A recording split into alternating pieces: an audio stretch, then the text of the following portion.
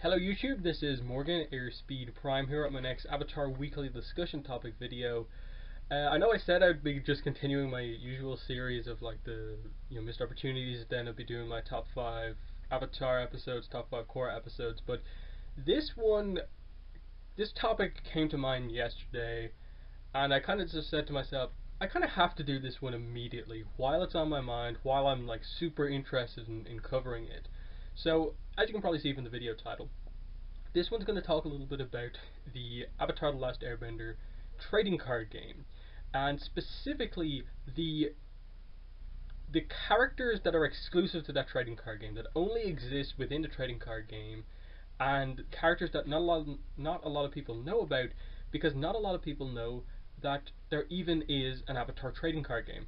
I've done a couple of videos covering the trading card game on my channel before. They're older videos on my channel, but you can definitely check them out.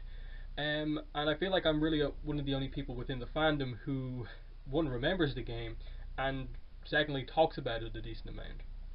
And for me, it's always one of those ones where most fans either are unaware of the game and the kind of story behind it, or are aware of it but ignore it because it is considered non-canon.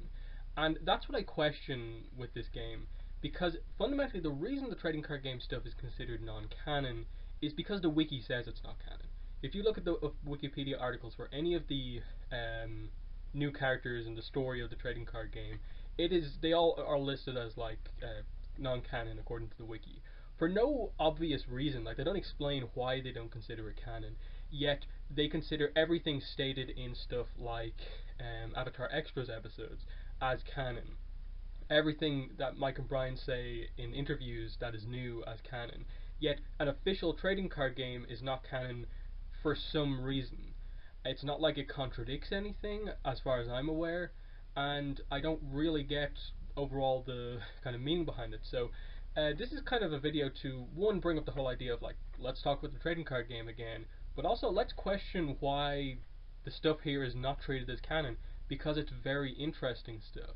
And so this video, I'm going to move away from being on camera in just a few minutes.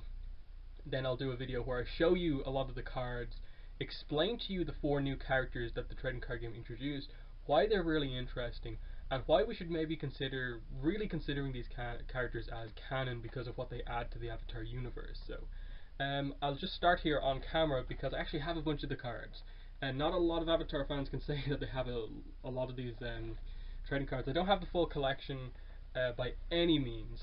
I just saved up them from when I was younger and collected it. It only ever got one set. It's a big set. It's like nearly 200 cards. The really rare cards, the Xenomentals, were kind of hard to get, so people who have a full set are few and far between. But it's a really, really cool game. Brief description of this for anyone who's unaware is basically that the uniqueness of this game is that obviously it's cards. You get standard cards, but you also got these special cards called chamber cards. I don't know if you can quite see it, but that is quite a thick card compared to usual, and the reason for that is because, one, they're double-sided, very glossy, really good art on them, and then there's this bit here. This pops up and that's the card, but it's double-sided. They're the only double-sided cards in the game. These are the character cards that you use. So the idea is basically you choose among the, I think it's 8 characters within the game, and you basically build your deck around the fact that you are playing as Aang, Zuko, Katara, Sokka, or one of the new characters. Zhao, I think, is included in there. I think there's more than 8. And the idea is that you can only use cards that have these specific symbols on them because they represent Aang. Like, Aang can't use really aggressive cards because that's not his character. Zuko can't use really kind of clever cards because he's more of an aggressive character, and so on. So there is a kind of thematic element to this game. And then the basic idea is, like, you're flipping cards from the top of your deck, versus your opponent, you're comparing it, and it's a really unique system. As I said, I've explained what the game is before, but the whole chamber card idea is really interesting, and because it's kind of based around the whole idea of you play as a character, you do get these new characters introduced. I don't have the chamber cards for all of the characters, but I will briefly touch on some of the new characters right now. So, first up is this character, Afiko the Betrayer. airbender character. I'll explain why he's so interesting a little bit later on. Obviously, the betrayer thing might give you a hint already, but he is a very, very interesting character here. Cool design. There's some of his thing. Look at the name of that card, look at the idea of what's going on there, you sort of get what you're going for here. And there's the other side of that card. He is a very interesting character, and again, I don't get why this game is considered non-canon, because this is a character who is from the era of like the early years of the war. He doesn't really contradict against anything because we have very little canon content set in this period of time. Next character I'll bring up is Kento the Waterbender. He is basically established to be a character that we don't see in the episodes that Team Avatar meet while they're in the Southern Water Tribe, but they do meet him as part of the story, you know, like in a time period we didn't quite see. They meet this character, Kinto. There's another look at him. He's a waterbender, kind of a warrior, you know, sort of a mix between kind of Sokka and Katara. You know, he's a waterbender, but he also can do the fighting as well. The gut wrencher here is the key aspect of him in terms of his abilities, but as I said, I'll explain that when I get into showing you the cards more effectively. So he's really interesting. I don't have chamber cards for the other two characters, Malu and Jojo, but I do have their ally cards, which are basically their, you know, the kind of special character cards in the game. So let's go for Malu first. So she is very interesting as well. Again, another airbender character, brand new, female airbender character, young, and obviously the description here is Malu recluse orphan. And it's again, I'll keep the story spoilers for later on, but just give you an idea of like what the characters are. So an older airbender male called the Betrayer, an orphan airbender, young female character, and then the last new character, for me the least interesting one, but still, you know, a notable character I think, Jojo, the kissing bandit. So, you know, they take a little bit more comedic route with her, but she's an earthbender, and she's a bandit, and that's all you kind of really need to know for now. But that's the basic idea of, you know, what I'm going to talk about next. So I'm going to cut away from me being on camera. You'll just hear audio from here on out, but on screen you're going to see basically almost every card that features these new characters, the flavor text that is about these characters, plus I'm going to be reading stuff off the old trading card game website that gives you more of the story behind these characters. And as I go through, I'll explain why they don't contradict canon, and why actually having them considered canon adds so much more interest to the series, fills out time periods that we don't know anything about. So I'll see you in just a second while I prepare for the rest of this video. Okay, so here we go, back behind the camera. So let's start off with Afiko the Betrayer. Here's what the trading card game website explains about him, because it's obviously a paragraph of text on the website that explains kind of what his character is, because you don't get everything from the flavor text from the cards, but I'll go into that a little bit later on. So, Afiko the Betrayer. When the monks of the Southern Air Temple revealed that Aang was to be the next Avatar, another airbender named Afiko was consumed with rage. Jealous of Aang, Afiko betrayed the monks to the Fire Nation, and the Southern Air Temple was ransacked a little too late to catch the Avatar, though. Afiko helped the Fire Nation destroy the rest of the airbenders, and remained the Fire Lord's trusted advisor for many, many long years. Afiko died years ago before Aang returned to ruin all of his hard work. So straight away, very interesting setup of like, this is a key character who kind of gave the Fire Nation information that they needed to get the advantage over the airbenders and wipe them out. That he betrayed them, gave secrets away, and basically worked for the Fire Nation to betray his own people. And, you know, obviously it's a kind of power-hungry character. Is it the most well-developed character we've ever seen? No, but as a kind of airbender villain character early on, that's kind of fascinating. That this guy, in response to Aang being the Avatar, made this move against his own people, and that led to, obviously, what happened.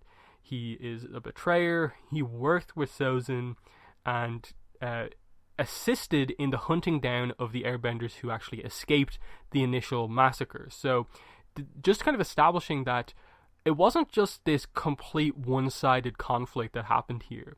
The Airbenders put up a fight against the Fire Nation during Sozin's Comet, that Airbenders are powerful, and the Fire Nation needed Sozin's Comet plus insider information from Afiko to get the advantage that was needed.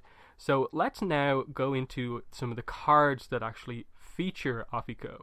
So let me just get this ready. So here's Afiko's ally card. As you can see here, Afiko, Bringer of Ill Winds, is kind of his other nickname that we kind of have for him. Before the war began, Afiko was a traitorous monk living in the southern air temple.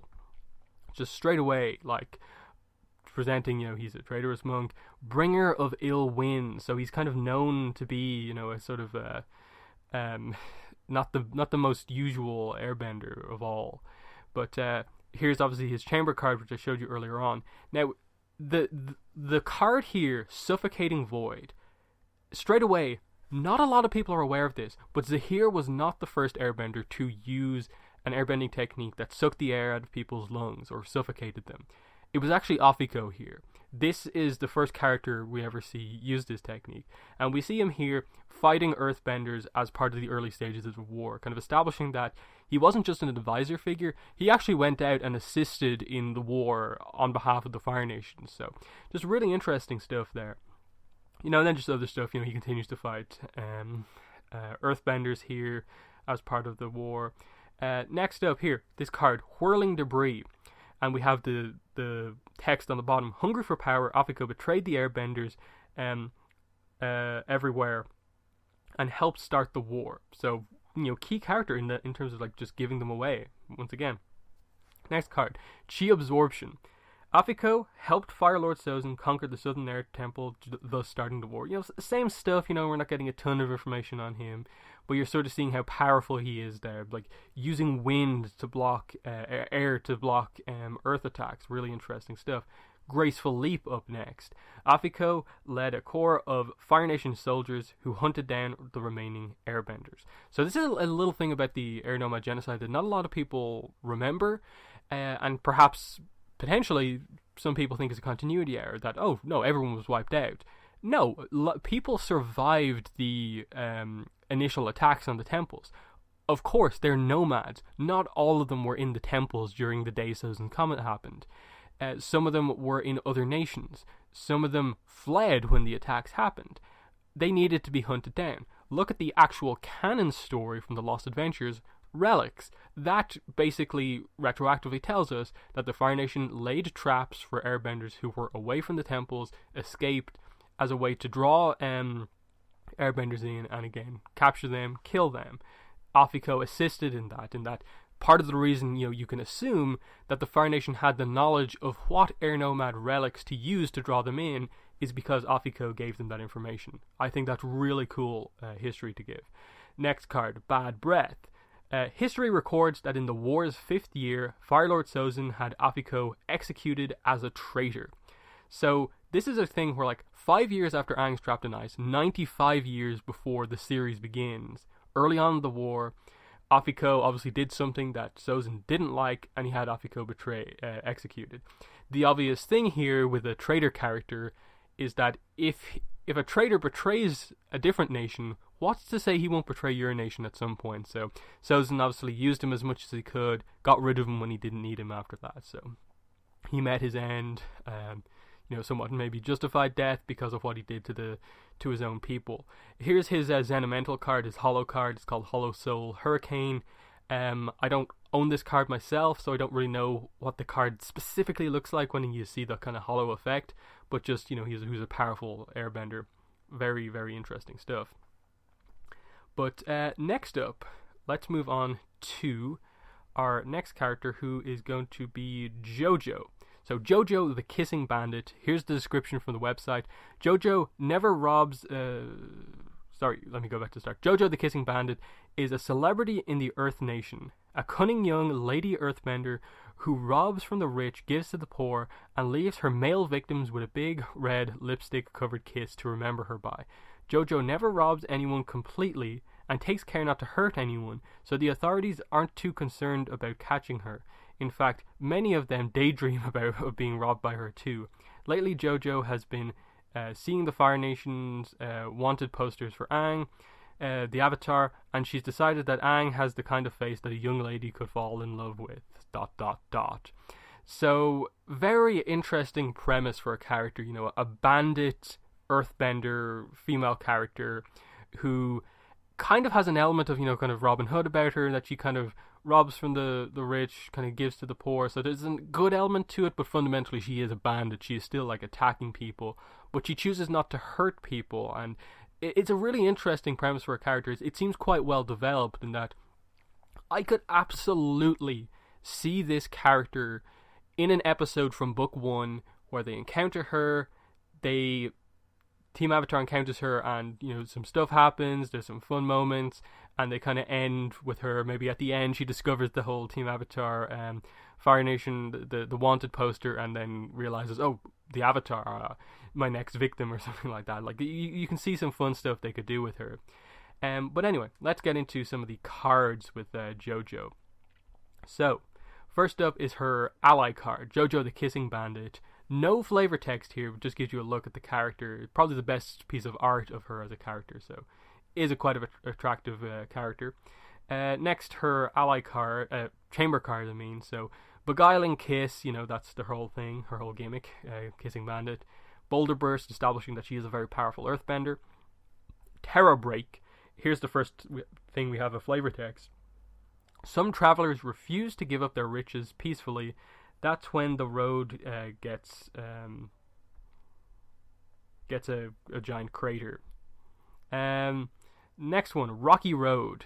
How nice of you all to stand so close together for me as she attacks Fire Nation soldiers. So she fights against the Fire Nation, so she's kind of on the right side of the war, but also she does some other robbing on the side. Sorry, boys. Didn't mean to knock you off your feet. Obviously, she's an attractive character, the dual meaning of that, knocking them over at the same time. Here is a different cabbage merchant that she's robbing, but still, just the fact that she's robbing a cabbage merchant is pretty funny. Make with the cabbages, this rock's awfully heavy, and I'd hate for something bad to happen. Seismic Spring. Hey, I'm just trying to make an honest living. Well, a living anyway. So this is establishing that this character has actually met Team Avatar. She had a brief fight with Katara here, and you can obviously see it's a little bit of a challenge. The jump was unexpected from Katara, and it'd be interesting to see how this actually went down in the show, like did Sokka help fight and so on. I could see this happening. As I said, I think it's a really kind of good character. Granite Block. A girl has to know how to deflect unwanted attention as she's blocking a firebending blast, further proving how powerful she is. This one doesn't have any flavor text, but Canyon Sprint, just establishing that she's quite agile as well, able to do some really cool earthbending stuff on the walls. And then we have her kind of most important card, her Zenimental card, the really rare one, the Kissing Bandit.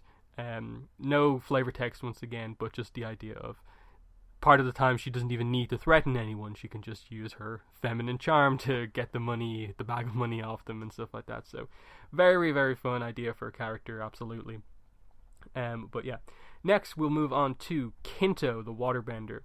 So this is this character. Let me scroll up to the top here. So the description of the website says, a waterbender from the Northern Water Tribe, Kinto is an incorrigible prankster who can't resist pulling practical jokes on even his closest, most trusting friends. That may be why Kinto can't seem to stay in one place for very long.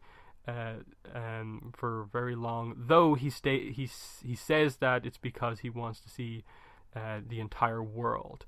So straight away there's this idea like he is a Northern Water Tribe character, but they don't really establish like he meets Team Avatar in the Northern Water Tribe. So like this is kind of something that you can almost get the impression that like during that time that Aang and Katara were training with Pakku, maybe they went out exploring in the tundra a little bit, and they found this guy who had maybe just recently come back, and they had some kind of run-ins with him.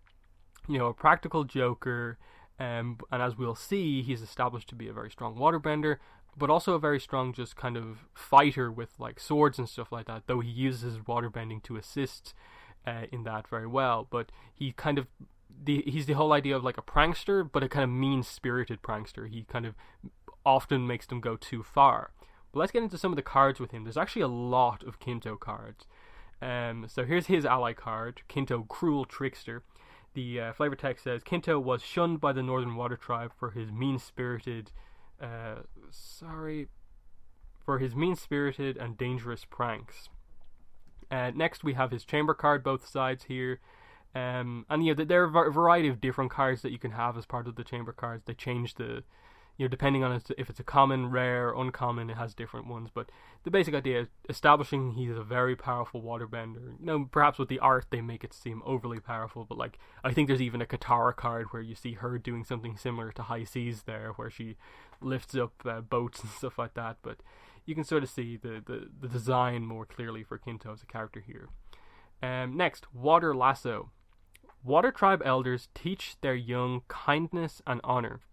Kinto was a bad student, so he didn't necessarily agree with all the kind of things that the Northern Water Tribe were teaching him, and he turned out to be a pretty bad student. The rebel of the class. You almost get the impression here, but you see that he does fight against Fire Nation soldiers, so he's on the right side of the war, even though he plays the pranks and stuff like that. So really interesting stuff there. Next, Frost Daggers. Most waterbenders shun this maneuver because the injuries it causes are so painful. So just this idea that when he does fight, he's willing to use pretty dangerous moves like sharp frost daggers and stuff like that. When he fights, he really goes for it. Frostblade. Kinto wields a sword that is as cold as his heart. So that says some stuff about his character, that maybe the reason he plays these pranks and makes them kind of so aggressive, over the top, is because maybe he's unhappy as a character. But that's interesting that they kind of tell that about him, that he kind of has a cold heart. But yeah, cool. The idea of a frostblade, very interesting. Then here is his signature technique, churning stomachs. One of Kinto's favorite pranks is to slosh his victims' insides. So he bends the water in someone's stomachs to make them feel sick. And this is really interesting because it's it feels kind of like early bloodbending, but obviously not taken to that degree. We've seen Katara as of episode 4 of the series do stuff like waterbend water out of Aang's lungs, windpipe, whatever you want to say. Here's kind of that taken to the next level. He's a more experienced waterbender than Katara at this point in time in book 1 stuff, where the trading card game is set. And him just going further down, water in the stomach to make them feel sick as a prank. But that could also work in battle. Just imagine just doing that. That seems very it could very much work quite well. But you can sort of see he sort of meets them in the forest somewhere, so he's traveling and he kind of meets them a few times. I could definitely see this as being a character that they did meet at some point, another random Water Tribe character who is from the north and maybe tells them some stuff about it just before they arrived there. It's interesting. It doesn't seem to directly contradict anything, for me at least. Riding the crest. Kinto is a braggart and show off. He uses his water bending to make himself look cool. So he tries to look cool, has a cold heart, plays mean spirit pranks on people. They're really kind of developing this character. You're getting a lot about kind of what he is. Immobilize. Welcome to life in a fishbowl, Aang, as he kind of holds Aang in water. So this is Aang's pretty much his first time encountering a really strong waterbender, and just the effect that it has here, just being able to do this, highlighting Kinto's power. Pretty cool. Bubble Burst. I bet you thought you were winning this one, Sokka, and as they clash, so just Kinto's waterbending skills giving him an advantage over Sokka here in a battle. But again, just this idea that this Kinto character seems to fight Sokka and Aang in an episode. That's really interesting. And Jojo fights Katara in an episode. There's some interesting stuff coming together here. Clutches of the Deep. Come back here, no one ignores me. So they try to escape from Kinto, but he uses some powerful water bending. They're sort of telling the story of an episode here. I think this one is Kinto. Crystal Rampart. Missed me. He's playing pranks as he's fighting the firebender soldiers. Very interesting. Frost Spear, the, I suppose, next level of the Frost Dagger, is a really powerful version. No flavor text, though. And then here's his Elemental card. I do actually have this one. Aquatic Tendrils, as he's fighting Aang and Sokka. Makes me wonder, where's Katara in this episode?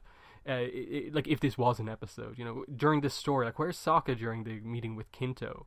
But very interesting. Next, we'll move on to the last new character as part of the trading card game, who is Malu the Ghost Witch, or the Orphan.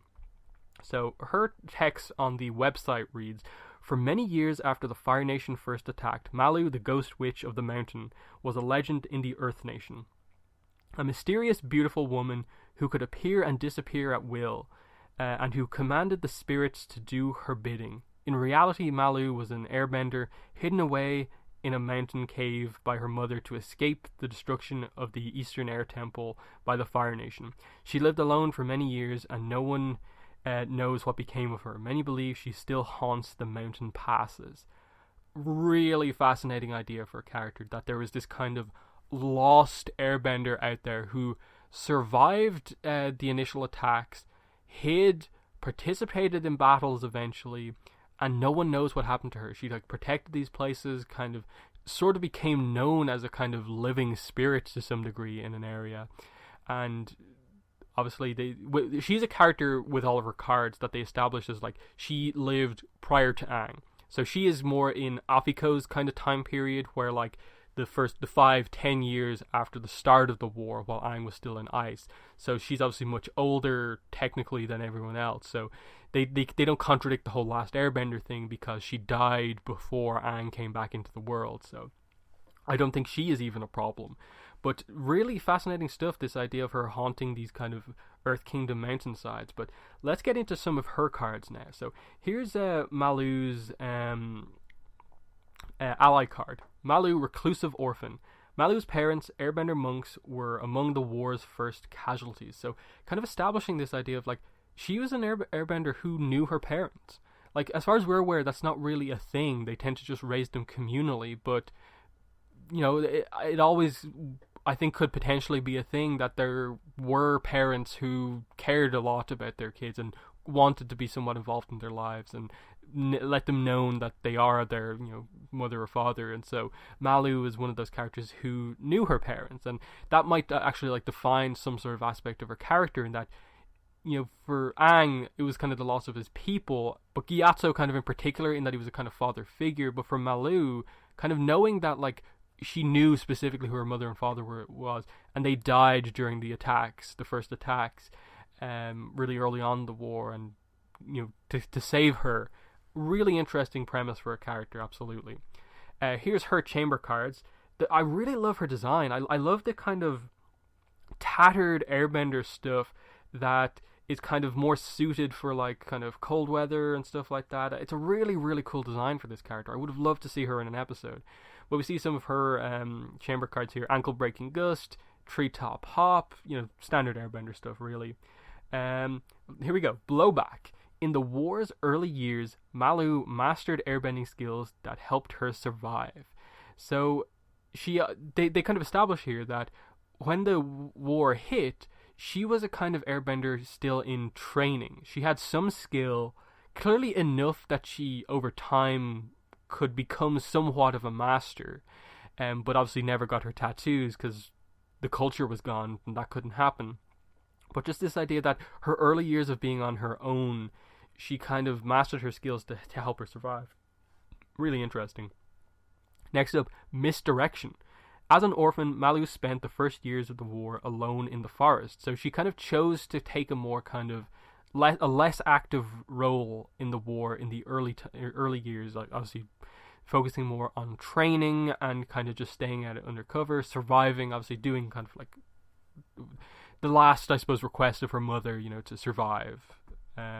Hurricane Vault, really cool attack here. 10 years into the war, Malu stopped hiding and began fighting Fire Nation soldiers. So 10 years into the war, she started to fight to obviously protect the areas that she was hiding in from the increase of Fire Nation soldiers coming in. And she obviously fought quite well as a somewhat of a master airbender at this point in time, using techniques like Hurricane Vault and Open Palm Pushback. Villagers now pay tribute to Malu, who protected the forest nearly a century ago. So just this idea that there is this kind of village out there who is very respectful to a certain airbender that they knew protected them at certain stages during the war. That she protected a forest, a specific forest that she obviously hid out in, and the villagers respected her for that, and she's kind of known as a legend, you know, ghost witch of the mountain, because she was so stealthy as an airbender. Really cool. Ward off. Some say that Malu's spirit still protects the forest she loved. And given that we now know that stuff like the Painted Lady is literally a human who became a spirit, this could actually potentially make complete sense. That Malu could have found some sort of spiritual enlightenment as she was dying or something like that, put her spirit into the spirit world and become a spirit that does kind of look over this forest. That is absolutely possible to happen, given what we know in the context of the universe, canon stuff from like Korra and the Avatar comics. We know that that is possible. So that may seem like some sort of thing where like, oh, she's just a legend and she kind of lingers on and people think that this has happened, but it could go either way. They could absolutely introduce this character back as a spirit, or they could just say that, you know, she at some point died fighting, but she will always be remembered as someone who really helped these people. Here's Malu's Zenimental card, Strata Breaker, really cool attack name. Don't really know what it's about necessarily, but again, just a really cool design of Malu shown off there. So yeah, that's it. Really interesting stuff here with these cards, these characters. In the comments, absolutely let me know what your thoughts are on Jojo, Kinto, Afiko, and Malu. Do you think these characters should be considered canon by more fans? Do you think the wiki should be changed to make these characters canon? Or maybe you know something that I may have missed. That is there a reason why these cards and the card game is considered completely non-canon? Or is there some contradiction that I missed out on? But for me, I think there is a way to include these characters within the story of book 1, which has a lot of open space to do this sort of stuff. I don't think there's a lot of huge contradictions because, as I said, Malu and Afiko are set in a time period we know nothing about. I don't think any of what they do contradicts much. I don't think Jojo contradicts anything because she's a relatively like basic character, just an earthbender that they met. Earthbenders were around. Team Avatar traveled the Earth Kingdom in book 1. It makes sense. And then the other character, Kinto, just them meeting another Water Tribe character for like an episode or two, that to me makes complete sense that potentially it happened as well. Maybe, you know, there's some sort of things like, oh, they had such an incredible reaction to seeing the Water Tribe that it didn't really seem like they'd never met a Water Tribe person before. But, you know, there's little things that maybe get in the way of this being perfectly fit in, but I don't think there's anything like hugely problematic here that this like just means can never be canon because it contradicts everything. I think this absolutely works well. So yeah, I'm just going to end the video there. Leave your thoughts on this video in the description below. This one took a pretty long time to make, having to find all the cards, images for the cards, put them together in the right order, order it so I could record it in the right way and stuff like that. So definitely let me know if you like this video. But yeah, that's been the video. Thanks for watching and bye.